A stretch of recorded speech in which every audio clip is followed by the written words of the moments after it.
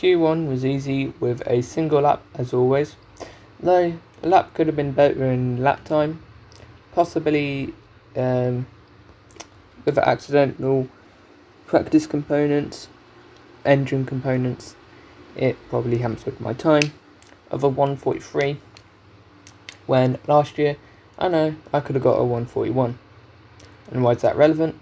Well, there's less downforce this year, so Azerbaijan's actually a mix of the two.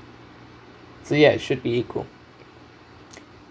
Q2 was poor with a back marker in the way after their lap, and then they braked on the racing line leading into turn 7, so I lost time there. Turn 7 is the right-hander before the castle, so the one that looks like it goes left and then right, that one. And then Q3 roughly the same as Q1, and the lap time was much further off than what I hoped, so maybe some struggles in the race or slow lap time in Q2 ruined my momentum. Either one, we just got to go out there, win the race, and we must win these next 3 races, else it's not looking good for our title hopes and getting re-signed. It's time to see how our drivers are stacking up after yesterday's exciting qualifying session. The engineer lines up on pole position, and Max Verstappen lines up alongside. Moving on to the rest of the grid, we have Leclerc, Perez, George Russell and Norris, Hamilton, Bottas, Ricciardo and Kevin Magnussen, Fernando Alonso, Tsunoda, Mick Schumacher and Gasly, Vettel, Ocon, Guan Yu Zhou and Alex Albon, Stroll and Nicholas Latifi. And now it's time to head down to the track. At the moment, we had a streak of 3 DNFs from 7 races. Well, now it's 4 from 8.